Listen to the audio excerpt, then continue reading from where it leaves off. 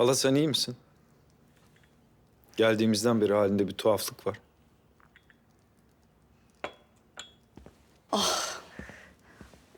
Ne diyeyim? Çok haklısınız. Sizi hakkınca ağırlayamadım değil mi? Ne olur bağışlayın beni. Aklım hiç yerinde değil. Ne oldu halacığım? Neden bu kadar endişeli gözüküyorsunuz? Kendi sıkıntımla sizi boğmayayım dedim ama... gördüğünüz gibi hislerimi gizlemekte pek de becerikli değilim doğrusu. Ne oldu hala? Sabahattin. Gece eve gelmedi. Dün de canı çok sıkkındı. Ben oğlumu hiç bu kadar üzgün gördüğümü hatırlamıyorum. Gecikeceği zaman da haber vermemezlik etmezdi. Ne derdi var? Neden bu kadar üzgün peki? Abdülkadir yüzünden.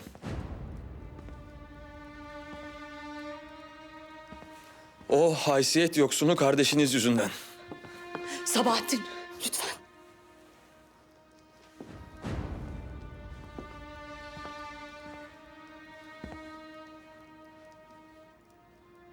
Sen de onun kadar kardeşim sayılırsın. Abdülkadir'le meseleniz nedir Sebahattin? Ne yaptı sana? Beni kalleşçe sırtımdan vurdu. Yüreğimden vurdu. Beni yaşarken öldürdü. Hayatımı, mutluluğumu çaldı.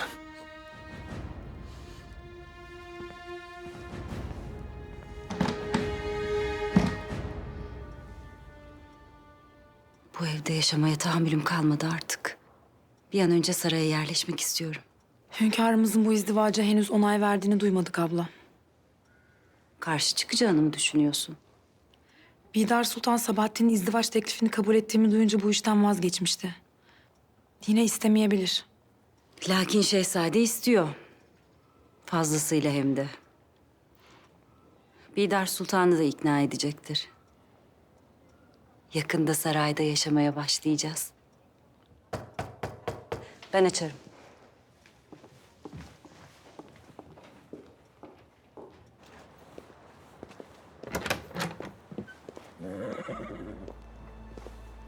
Sultanım. Hoş geldiniz. Buyurun. Buyurun lütfen.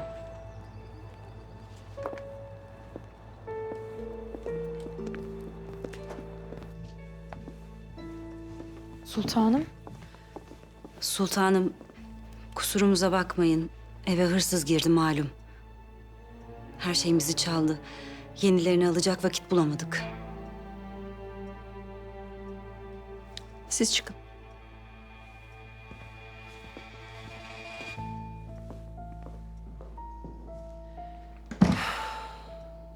Yalan söylemeyi bırakın artık. Vaziyetinizi biliyorum. Sultanım, içinde bulunduğumuz vaziyeti dillendirmeye utandık. Affedin. Oğlum kız kardeşinizle evlenmek istiyor Efsun Hanım. Ben de onun mutluluğunu. Lakin öncesinde Pakize ile konuşmam gerek elbette.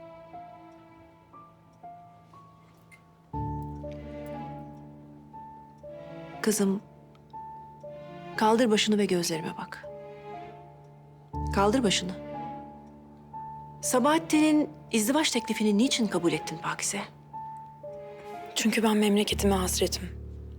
Kırlarına, dağlarına, rüzgarına, her şeyine hasretim. Annemle babamı ise her gece rüyamda görüyorum. En çok da onları özledim.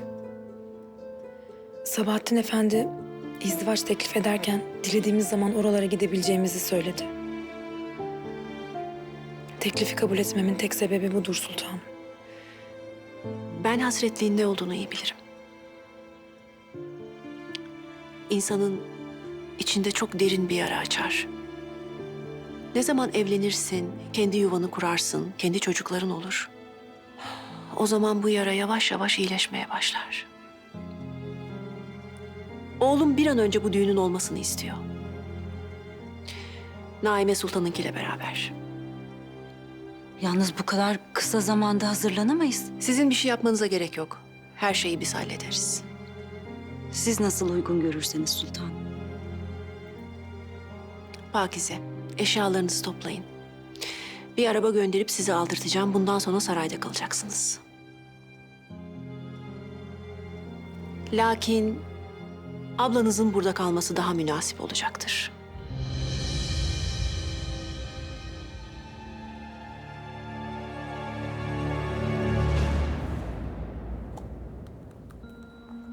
Bu yüzüğü hatırladınız mı?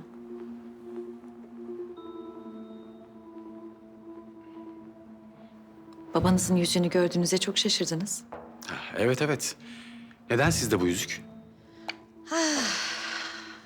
İşte cevabı burada.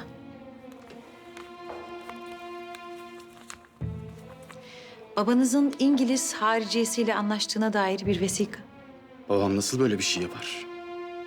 Halifeye gönülden bağlıdır o. Osmanlı'dan intikam almak için.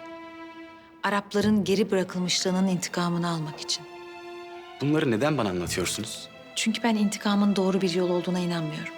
Babanız bir devlet kuracak ve yolu intikamdan geçecek. Ama o devletin başına siz geçerseniz daha doğru bir yol bulabilirsiniz. Babanızın yanında yer alırsanız daha doğru bir devlet inşa edebilirsiniz. Babanızın intikam üzerine bir devlet kurmasına izin vermeyeceksiniz değil mi?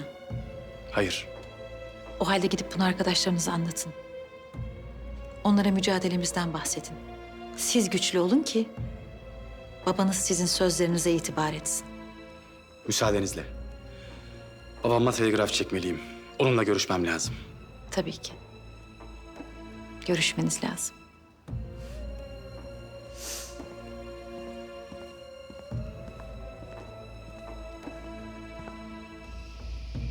Abdülhamit'le görüşeceğini çok iyi biliyorum.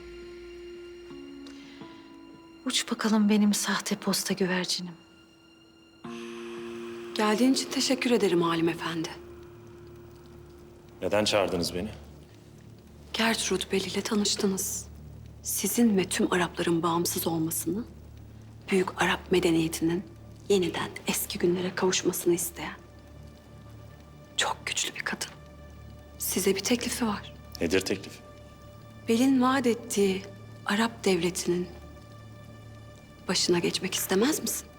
Benim bir devletim var. Tabi olduğum bir de halife. Ve ben Sultan Abdülhamit'ten başka devlete baş olabilecek birini de tanımıyorum.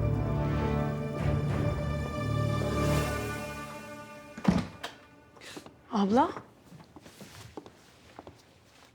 Ağladın mı sen? Hayır. Eşyalarını ayırdım.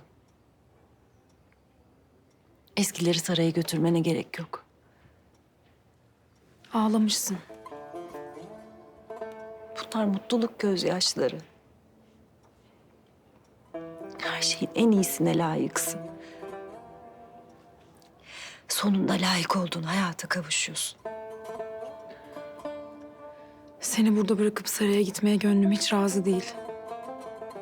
Orada yaşamak senin hayalindi. Ah benim güzel kardeşim. Benim için en mühim olan senin mutluluğun. Hem sen orada olacaksın. Ben sık sık geleceğim ziyaretine.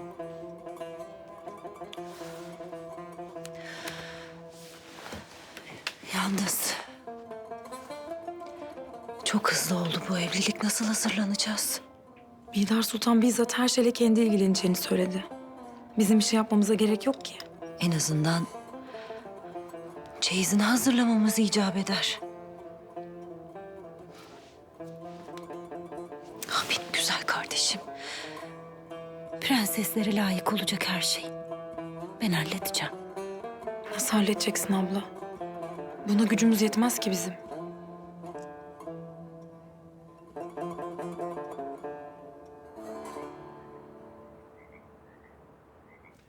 Bel Hanım'ın İngiliz hariciyesinden aldığı emirleri öğrendiniz mi Haşim Efendi? Zatımı Beyni Cüşem kabile reisinin oğlu Alim Efendi zannetti. Bu nedenle tertibini açık etti. Neymiş tertibi? Beyni Cüşem kabile reisi İngilizlerle anlaşmış hünkârım. Yemen mıntıkasının en mühim kabilesi. Nasıl anladınız bunu? Bel Hanım bana bir vesika gösterdi. Beynücüşem kabile reisi İngilizlerle bir devlet kurmak, sonrasında da halifelik iddiasında bulunmak için anlaşmış. Yemen mıntıkasında bir devlet kurulacak ve hilafet iddiasında bulunacaklar. Böylece İngilizler hem Hindistan deniz yolunu sağlama alacak, hem de Hindistan'daki Müslümanların üzerindeki etkimizi halifelik iddiasıyla kıracaklar.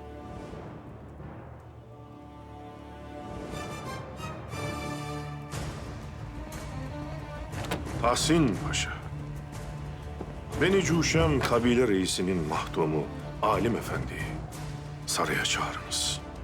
Tutuklayacak mıyız hünkâr? Misafirimiz olarak alıkoyacağız Tahsin Paşa.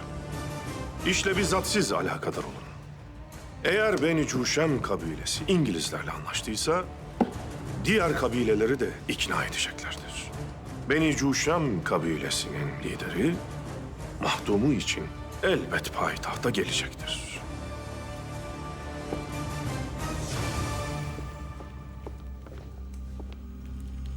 Alim Efendi teklifimizi reddetti. Devletine ve halifesine bağlıymış.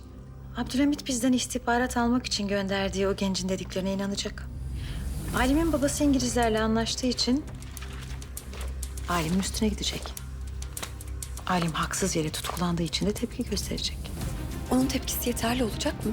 Babası oğlu Alim'in tutuklandığını duyunca payitahta gelecektir. Biz asıl teklifimizi oğlu zulüm gören bir babaya yapacağız. Erkek çocuklarını kendi canlarından ziyade sever Araplar. Onunla anlaşmak kolay olacak.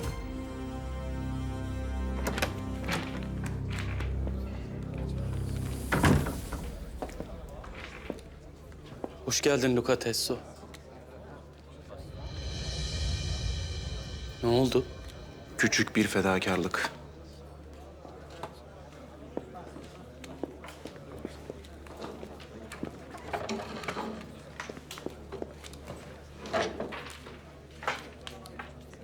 Sizin benim için yaptığınız fedakarlık olmasa şimdi çoktan ölmüş olurdum efendim. Çok teşekkür ederim. Fehim Paşa'nın çocuklara sıkmaması ne büyük bir zaaf. Hakkında bildiğimiz tek şey bile senin hayatını nasıl kurtardı? Şu Fehim Paşa'yı biraz daha anlat bakalım. Bu adamı nasıl avlarız? Hata yaparsa O halde hata yapmadı. Fehim Paşa kolay kolay hata yapmaz. Ancak çok sinirlendiğinde. Yani bunca hadise yaşandı ve sen hala sinirlenmedi mi diyorsun Manol? Fehim Paşa kolay kolay sinirlenmez. Genelde kibardır. Ama kabalaşırsa gözü hiçbir şey görmez. O halde onu kızdıracağız. Nasıl? Hayır yaparak. Şerbet dağıtacağız. At! At! Attığını vuran biri olacaksın. Çocukluğundan belliydi. Çocukluğumuzda senin yanında benim hesabım okunmazdı abi. At! Sabahattin'le bir vukuat yaşanmış aranızda geçenlerde.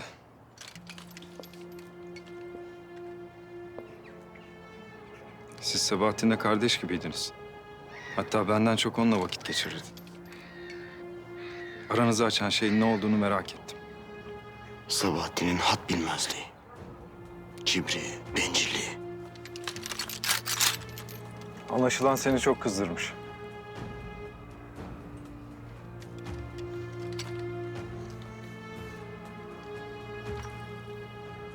Onun da Pakize'ye izdivaç teklif ettiğini duydum. Doğru duymuşsun. Lakin Pakize benim teklifimi kabul etti. İnşallah bu izdivacı ona olan öfkenden inat olsun diye yapmıyorsundur. İzdivaç kararımı mı sorguluyorsun abi? Ben sadece yanlış bir karar vermeni istemiyorum. Çünkü ben her zaman yanlış kararlar veririm, öyle değil mi? Ama sen, babamın en gözde şehzadesi, her zaman doğru kararlar verir. Abdülkadir, ben sana yardım etmek için bir abin olarak... Nasihata ihtiyacım yok. Büyüdüm artık. Benim için neyin doğru, neyin yanlış olduğuna karar verebiliyorum. At!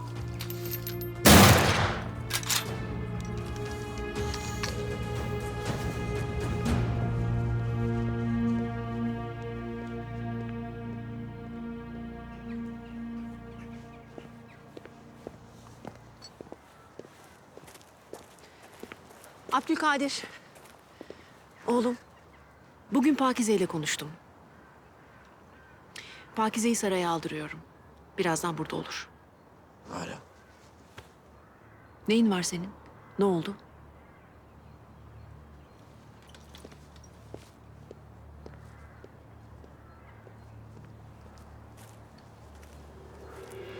Abisine kızmış olmalı.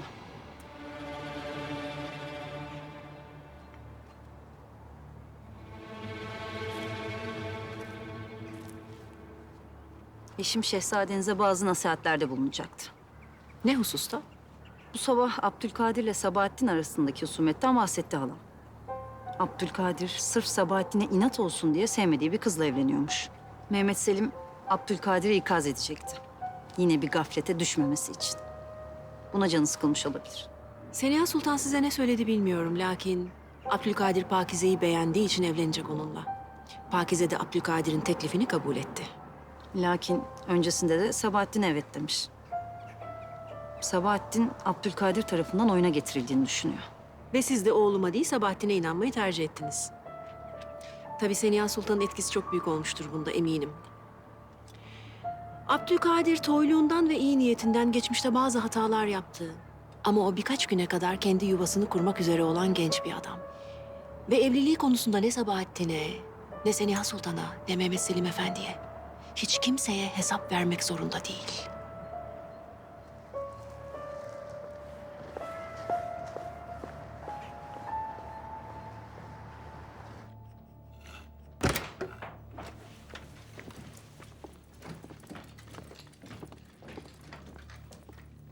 Muallim Efendi, müsaadenizle.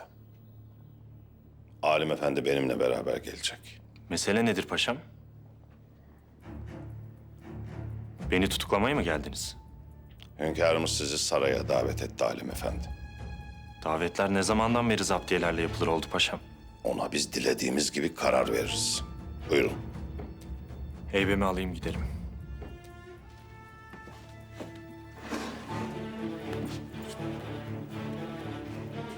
Kalemim. Babama telgram çek hemen.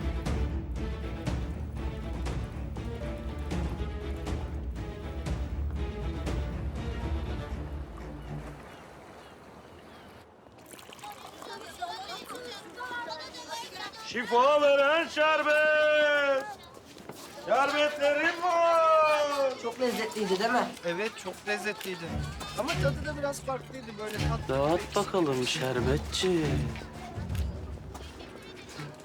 Mesajımız yerine ulaşsın.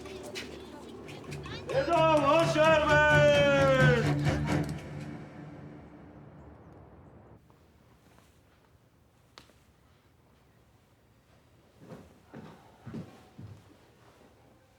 Bihter kadın. Handan yok mu? Burada olduğunu söylediler. Bahçedeydi. Bana Abdülkadir'le alakalı söylediklerinizden bahsetti. Doğrudur. Oğlumun halini kendi gözleriyle gördüler. Ben de haliyle olanları anlattım.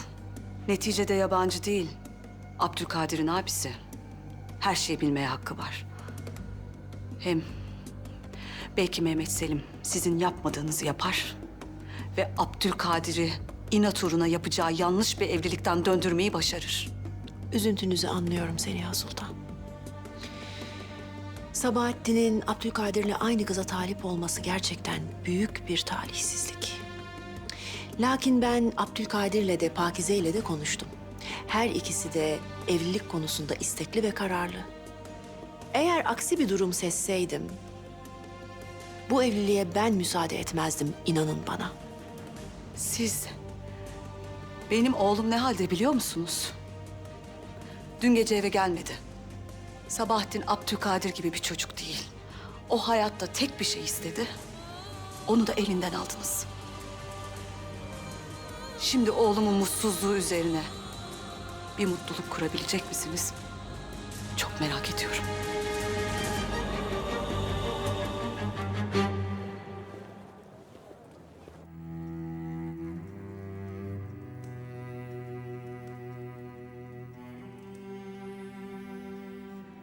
Bir şey mi soracaktın?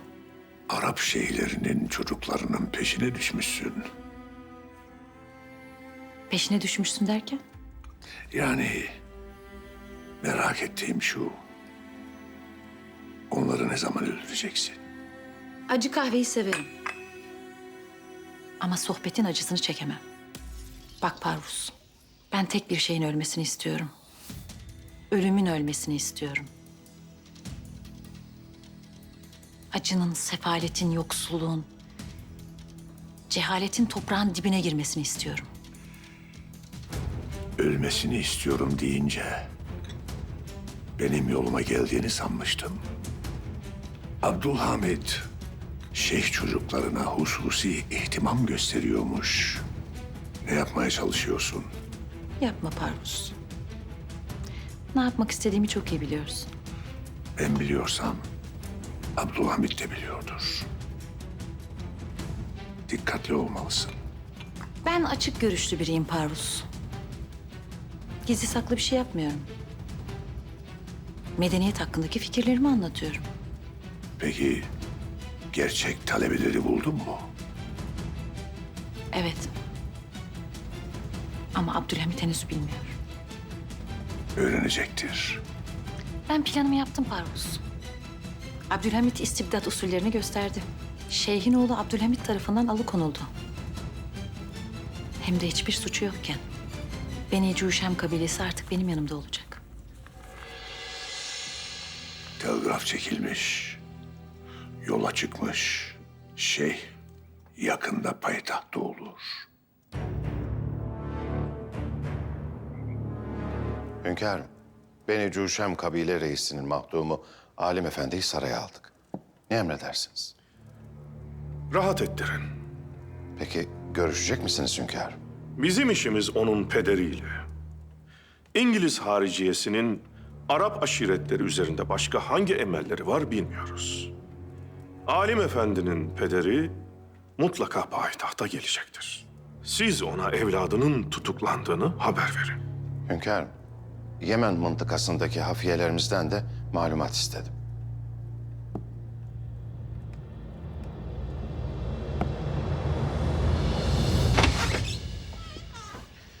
Bir kadın geldi, seni görmek istiyor.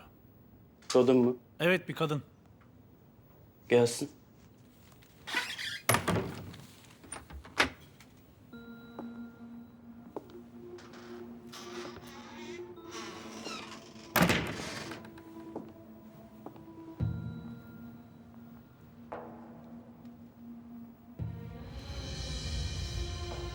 Beni görmek istemişsin. Bir ihtiyaç hasıl oldu. Sordum, soruşturdum, sizi söylediler. Ne tür bir ihtiyaç bu? Para.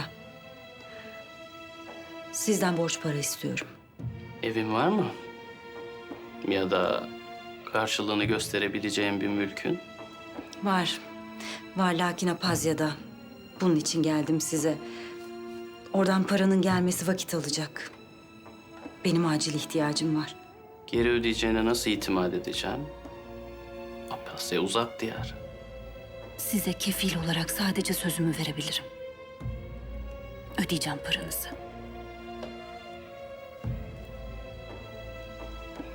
Kadın başına buraya gelip benden para isteyecek kadar yüreklisin. Sözünü tutacağına inandım. Üstelik senin gibi güzel bir hanımefendiyi eli boş göndermek doğru olmaz.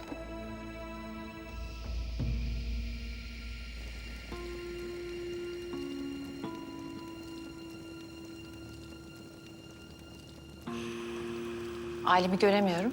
Saraya götürdüler. Geri dönmedi. Beyler, arkadaşınız Alim sarayda alıkonulmuş. Neden? Ben söyleyeyim size. Benimle konuştuğu için.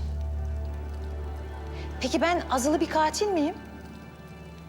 Yoksa devlet düşmanı bir hain mi? Ben sadece size huzur getirmek istiyorum. Benim bütün dileğim bu. Bir kere hür düşünmeye görün. İstibdat hemen üzerinize çöküyor. Ben size dostluktan başka bir şey veremem. İşte fikirlerim ayan beyan ortada. Bu nasıl bir adalet ki? Ortada suç yokken ceza var. Beyler, siz de alim gibi tutuklanabilirsiniz. Sizden tek ricam kendinize dikkat etmeniz. Bence saklanalım. Alimin başına gelen ortada. İsterseniz saklanmanız için yardım edebilirim size.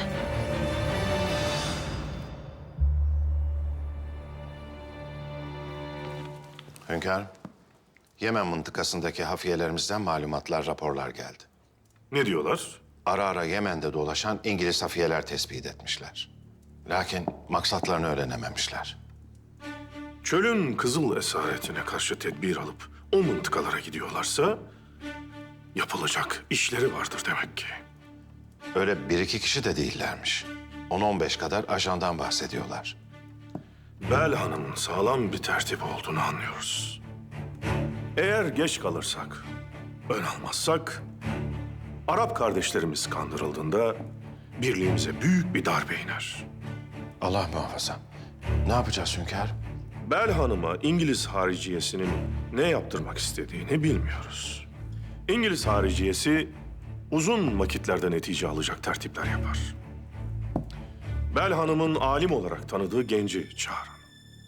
Emredersiniz hünkârım.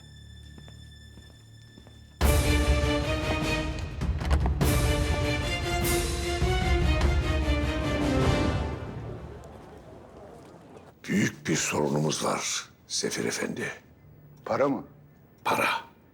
Biz Abdülhamid'i bir darbeyle tahtından etmek için karar vermişiz. Ama İngilizler bu iş onların menfaatine değilmiş gibi davranıyor. Bizi afyon tüccarı yaparak para kazanmaya zorluyorlar. Ve ben sinirleniyorum Sefir Efendi. İngiliz hariciyesinde bir iki değişiklik oldu. Önceliği Arap Yarımadası'na verdiler. Abdülhamit'in Hindistan'da iş durdurma başlatması onların önceliğini değiştirdi. Öncelikleri neymiş? Hindistan deniz yolu Arap Yarımadası kıyılarından geçiyor. Hem o mıntıkayı sağlam almak hem de Hint Müslümanların gözünde Abdülhamit'in hilafet etkisini kırmak zorundalar. Peki biz sadece İngilizlerle anlaşmadık. Ruslar ve Fransızlar da yanımızda. Ama İngilizler yapacaklarımız için bütçemizi kesiyorlar. Şahsi kanaatim şu. Ben nazik bir hanım. Bir Arap ayaklanması başlatması çok zor. Ama İngiliz hariciyesi ona güveniyor. Yüklü bir kasası var. Bu iş için ayrılmış parası var. Eğer Bel Hanım'ın operasyonunu elinden alırsak o kasa da bize geçer. Evet. Peki Bel'in ilk hedefi ne? Beni Cüşem kabilesinin reisini ele geçirecek. Abdülhamid'e karşı kışkırttı. Oğlunu tutuklattı. Bu yeter mi? İngiliz hariciyesinin gönderdiği ajanlarla Yemen mıntıkasında 5 kabileyle zaten anlaşıldı. O kabilelerin harekete geçmesi için Beni Cüşem kabilesinin reisinin liderlik yapmasını istiyorlar. Bel de bunu başaracak. Bel bu işi yapamayacak. Biz yapacağız. Ardından da Bel için ayrılan bütçeyi kontrol edeceğiz.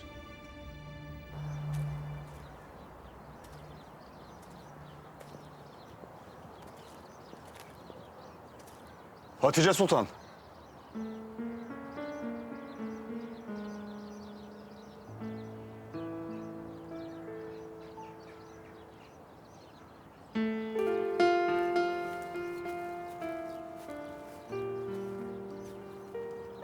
Hatice. Çok merak ettim seni. İyi misin?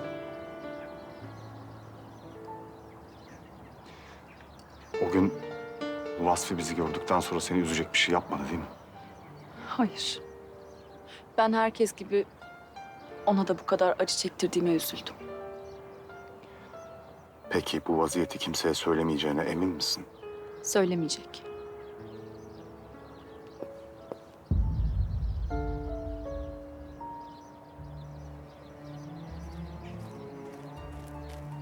Kabahatinizin karşılığını vermemiş olmamın tek sebebi Hatice Sultan'ın gözyaşlarıdır. Bu münasebete katiyen müsaade etmiyorum. Sadece nasıl olduğumu sordu. Hatice Sultan benim nikahım altındayken Onunla görüşmekten men ediyorum sizi. Size karşılık verecek vaziyette değilim. Elbette değilsiniz. Siz bunun karşılığını ne bana, ne müstakbel zevcenize, ne de kendi vicdanınıza verebilirsiniz. Kemalettin Paşa.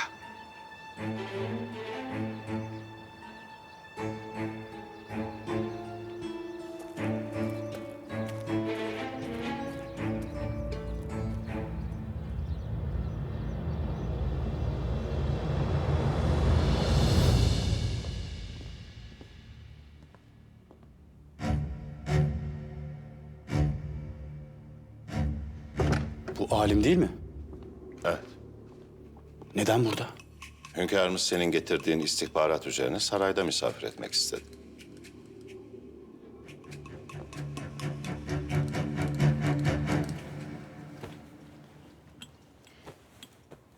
Bu yatak odası takımın.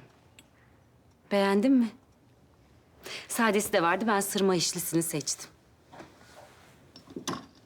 Bu da hamam takımı. Hepsi çok güzel de sen bunları alacak parayı nereden buldun?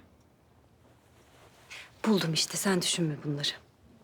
Abla, tefeciye falan gitmedin değil mi? Abla sen ne yaptın? Ya nasıl geri ödeyeceğiz bu parayı? Pakizem. Düşünme bunları dedim. Saraya sultan oluyorsun. Hadi gülsün yüzün biraz. Bu da şerbet takımı.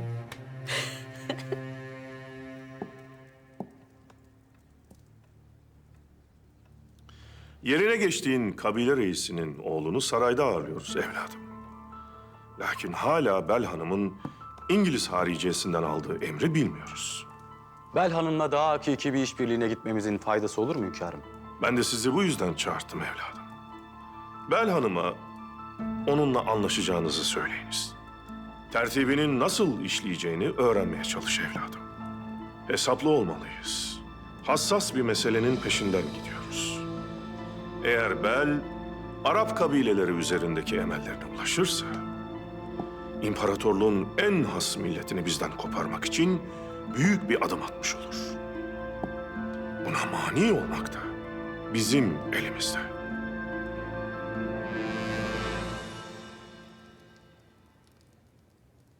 Paşam, medet dilemeye geldim sizden. Evladımı öldürdüler. Oğlumu. Daha 10 yaşındaydı paşam. Mektebinde iyiydi. Arkadaşlar onu çok severdi. Ben evladım için yaşardım. Hamallık yaparım. Evimi başıma yıktılar paşam. Evladımı aldılar benden. Kaç yaşında dediniz? 10 yaşındaydı paşam. Allah rahmet eylesin. Bunu kim ya da kimler yaptı, bir malumatınız var mı efendi? Mektebin karşısında biri şerbet dağıtıyormuş hayrına. Bizim oğlan da arkadaşlarıyla beraber bu şerbetten içmiş. Hekim dedi ki oğlunun kanında morfin var. Afyon gibi işte. Şaştım kaldım. Onunla beraber şerbet içen diğer arkadaşı da aynı şekilde ölmüş. Yardım edin paşam. Bunu yapan kimse cezasını çeksin.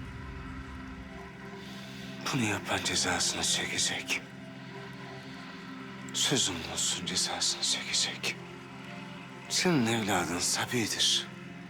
Günahsızdır. Elbette cennete kuş olup uçacaktır. Sana sözüm olsun efendi. Ben de bunu yapanları bu dünyada cehennem hayatı yaşatacağım. Allah razı olsun paşam. Allah razı olsun. Cümlemizden.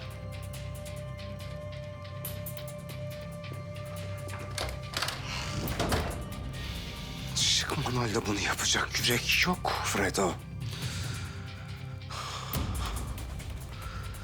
Lukatesu gitmedi. Kardeşim burada. Luka burada.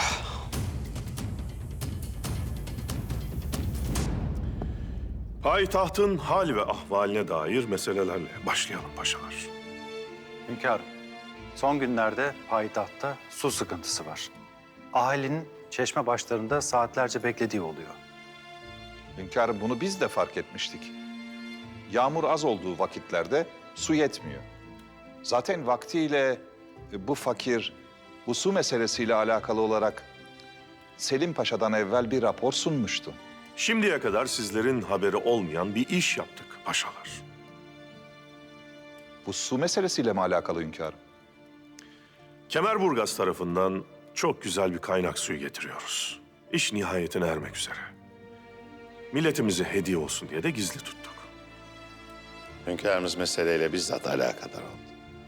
Yol götüremediğiniz, su taşıyamadığınız yere bizimdir diyemezsiniz. Müjdemizdir. Bu su mahallelere kadar gidecek. İsteyen evlerine tesisat kurup bundan faydalanabilecek. Bu büyük bir hizmet hünkârım. Büyük hizmet hünkârım.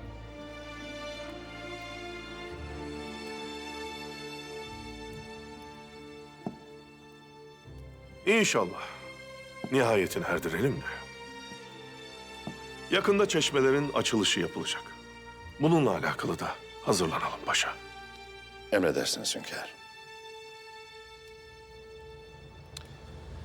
Tabii devletin sadaret makamı boş olunca iş saray kitabetine kalıyor. Bir karara vardınız mı hünkârım? Vardık paşalar. Bir karara vardık.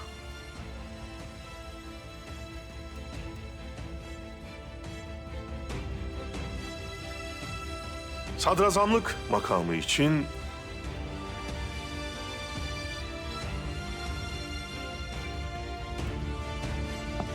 Hünkârım,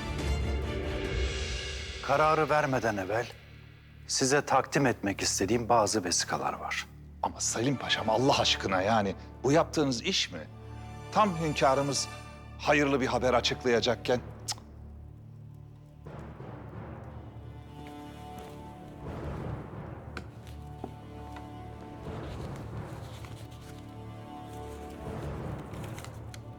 Bu vesikalar sadaret meselesini de yakından ilgilendirebilir. Bu yüzden tedbirli davranmak istedim hünkârım. bu vesikalar size nasıl geldi paşa? Posta yoluyla. Kimden ve nereden geldiğini bilemiyorum.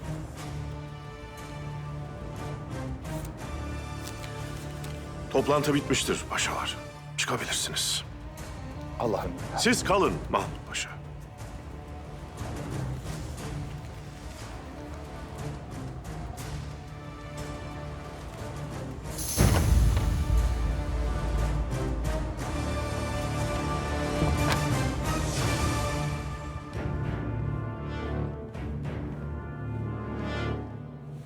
Hoş geldiniz. Gertrud Bell'le görüşmek istiyorum. Bana söyleyebilirsiniz. Bana yaptığı teklifi kabul ediyorum. Bel bunu duyunca çok memnun olacak.